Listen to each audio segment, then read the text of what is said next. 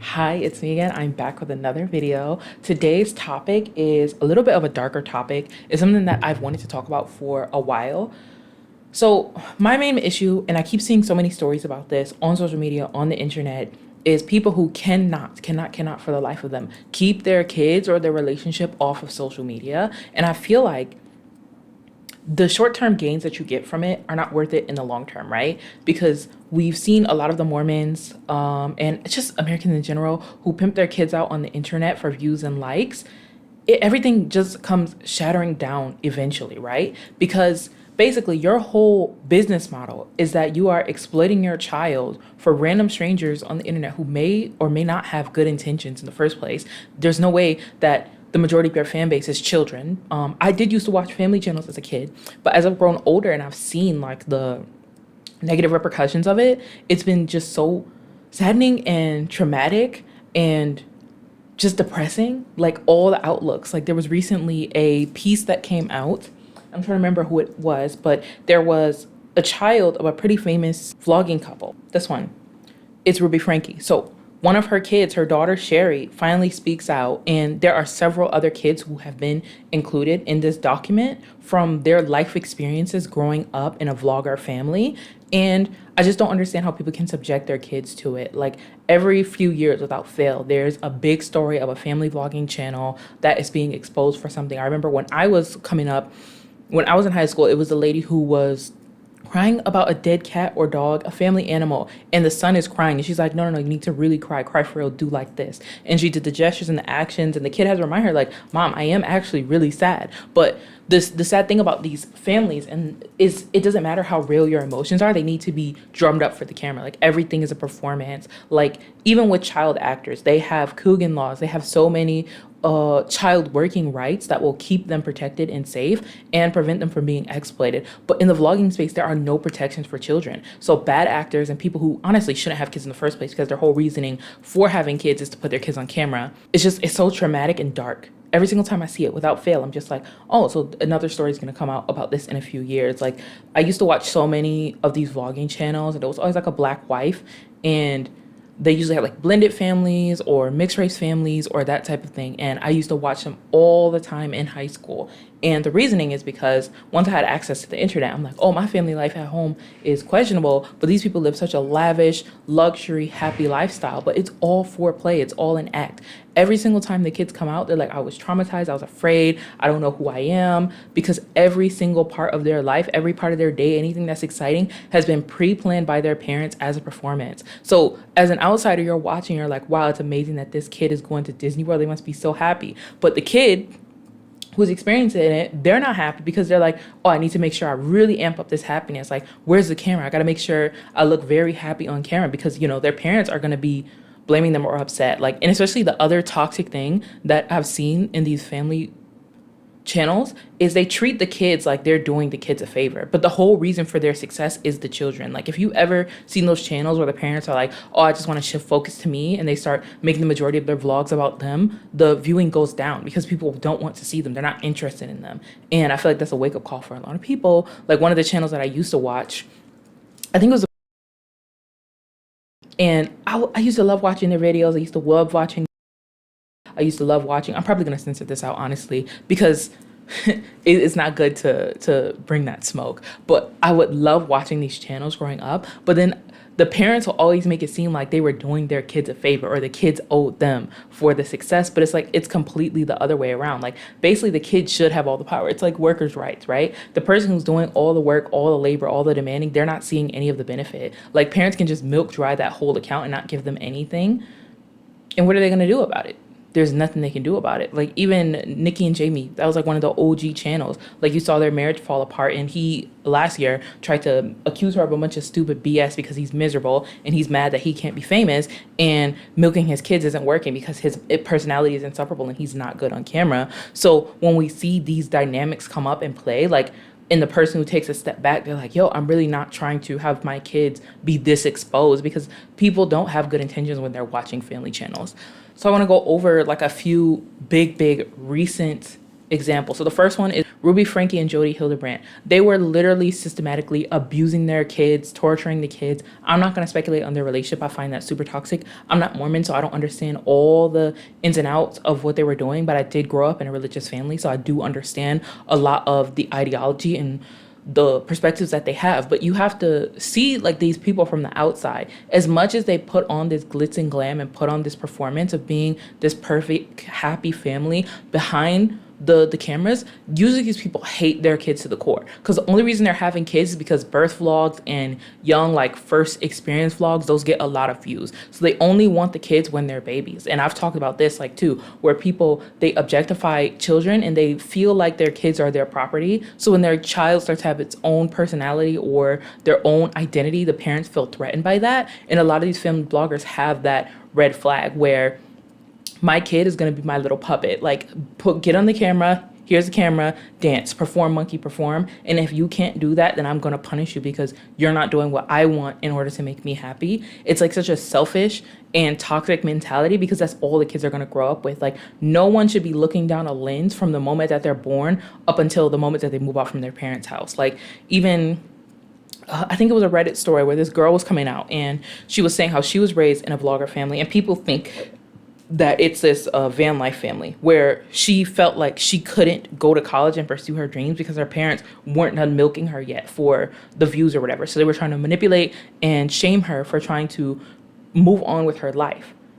And I feel like that's so exhausting. And I just don't think that it should be a genre. Like, people who pimp out their relationships, that's fine, I think, because they're exploiting themselves. There's going to be drama. It's never going to work out. Like, if you put your relationship on the internet, it's not likely that it's going to succeed, because every famous couple that I've watched, they have not worked out. Just anecdotal experience. But I just don't feel the need for that. But if you're doing that, like, fine. You're both two adults consenting to be on camera and performing your relationship, fine. But when you bring children into that, like, there's no justifiable reason for this. Okay, so like I was saying, there's no good purpose for doing this to your kid. Like, in your eyes, you may just be thinking about the short term, like, oh, we'll only do it for a little bit, or oh, we'll only share a little bit. Because a lot of the family bloggers who started, it didn't seem like they were being evil straight from jump, but I don't know, I'm not in these people's heads, I don't understand how they think. It usually seemed to start from a place of, oh, I want to share this moment so that my kid can look back and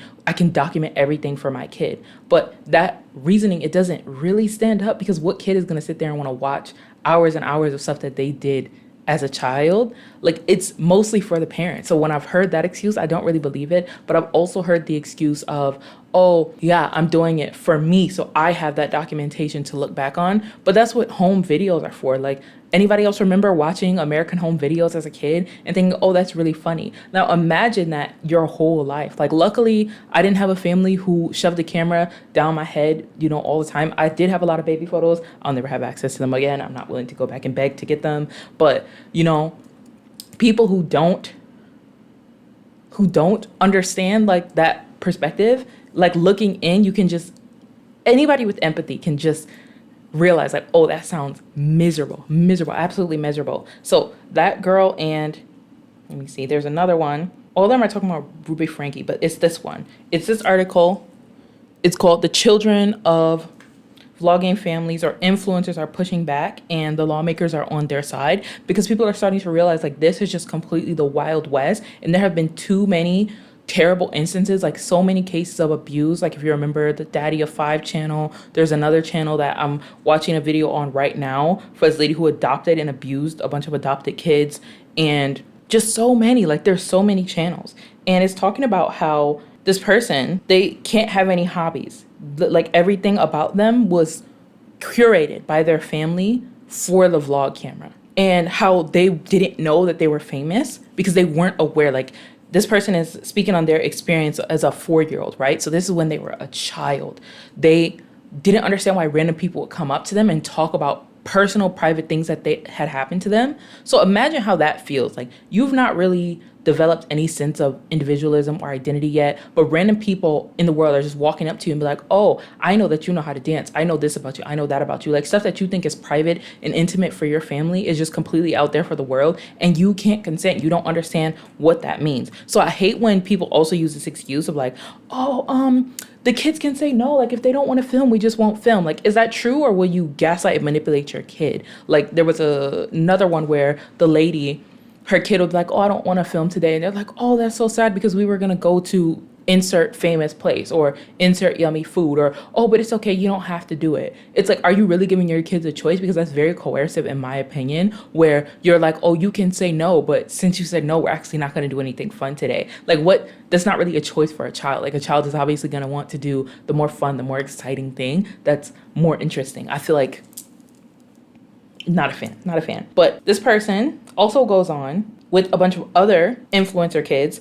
and they're talking about kids content because this content is supposed to be targeted towards other kids, which I feel like maybe it's a 50-50 split, but I don't think it's always going to be purely kids who are watching this content, because even me, when I first got into it, I was maybe like 14 or 15, and I watched it up until I was maybe 18 or 19. And once I got to that age, I just stopped. Like you can feel your frontal lobe developing where you're like, hey, this is weird. Like, why am I watching this content? And every so often I would check in on these families, like even up until a few months ago, especially like with all the abuse things that come out. So checking on those families to see what happened. That's how I found out with the Nikki and Jamie drama last year. And I checked in, and I've just been checking in on all these channels, and you just realize all that glitters isn't gold. Like these kids are literally suffering all day, every day, and they may not even be fully aware or able, like equipped to say, hey, I have this wrong with me, or I'm not understanding this, or this doesn't feel right, because their parents didn't ever give them the choice to speak up or communicate with whatever issues they're having. Their whole life has been a performance. Like imagine how just othering that, like that can't be good for your mental health. Like I feel like you would just basically eject your body from your soul from your body and just not feel like a real person because everything is fake. How can you have any sense of self or any sense of identity when everything is for the camera? Okay, so the next one it's talking about is my mom posted, oh my gosh, the mom posted the first ever menstrual cycle on the internet. Because, oh, this will get lots of views. So I feel like anything personal to your kid, like I remember there was a story about a kid being bullied, and another one where the kid didn't have any friends, and the parents were just like, oh my gosh, that's so crazy. Like, how did that happen? So I feel like this is something that goes on a lot. So she said that when she was, oh my gosh. So from the age of 8, and she's now 30, she spoke to Today to talk about with, everything, but on the condition of anonymity. And she's the daughter of a blogger who has posted several stories and pictures about her and her sibling. She said about the influencers and vloggers publicly sharing their kids' life. Some folks seek access and personal information to terrifying lengths. That alone should prevent parents from posting about their children without their consent, or without discussing safety and love bombing and dangerous adults online. Exactly. Like I just talked about earlier, like you're telling your kid that they have the choice to say no, but you'll love bomb them and do everything they want in order for them to say yes. And then they feel like their no is negotiable, like that can be negotiated. Like, oh, if you give me enough, then my answer can never really be no. Like, what type of thing is that to teach a child? Like, that's not safe, not secure, not healthy. It's completely one-sided too, because you as an adult, you have all this logic on your side and comprehension, and your kid, they don't have that. So you just kind of learn, which is such a red flag, you kind of learn what it takes to get your kid to do what you want them to do on the camera. Imagine. And she says, as a former content kid myself, I know what it's like to grow up with a digital footprint I never asked for. And she told these lawmakers in Maryland, as my mom posted the world my first ever menstrual cycle, and she posted the world intimate details about me being adopted, her platform grew, and I had no say in what was posted. Because the parents feel like I'm an adult, so I get to say everything, even though all of their income, everything that they have is based on exploiting their kids, but they still feel power over their kids to demand certain things from their kids. Like, and it usually, like, it's very abusive because they'll threaten to beat their kids or hit their kids or love bomb them or do whatever to get their kids to do and say what they want them to do on camera for those views. But then in the same breath, they'll be like, oh, this is all my stuff. This is my. Because, like I said earlier, there's no protections in place for those kids to have any legal rights to all this wealth that they've accrued as a child influencer. They don't get any access to anything. Everything goes to their parents. There are no laws in place that are going to say, hey, you can't just make a channel on your kid's likeness and exploit that likeness and then not keep all that money and not sit some aside for the kid. So I feel like people who have mostly bad motives, like I said, I don't think it's everybody, but it tends to turn into that because on YouTube, like you can see what's trending, what's popular. So then they're like, oh, if I can get my kid to do this, we can get even more views. So then they don't really see their kid as a person. They see their kid as a tool and a moneymaker. And I just don't think it's healthy. So this video is probably going to be titled something like keep your kids off the internet because it is so ridiculous. This thing just keeps happening. Like people who want to exploit themselves, like me, you know, I want to put my likeness on the internet because I have stuff that I want to say and stuff that I want to share. That's fine because I can ask myself and at any point I can stop if I don't want to do it. You saw like my old videos, I took a long break, but kids, they don't get that say. And you know, the parents will basically lie and say, oh, well, they can stop whenever they want to stop. But can they though? Can they really? Will you actually let your kids stop making videos if they genuinely say, Mom, I'm done, or Dad, I'm done? Are you really going to stop? And the answer is usually no. They're going to find a way to get their kid to say yes because they want that money. They want the fame, they want the fortune. But even when they get it, right, people don't care about them. No one is caring about the parents on the family channels. They only care about the kids. They're only checking in for the kids. They want to basically live vicariously through those kids. They don't care about you. And then people with worse intentions are obviously there. But for the most part, they're not caring about the parents.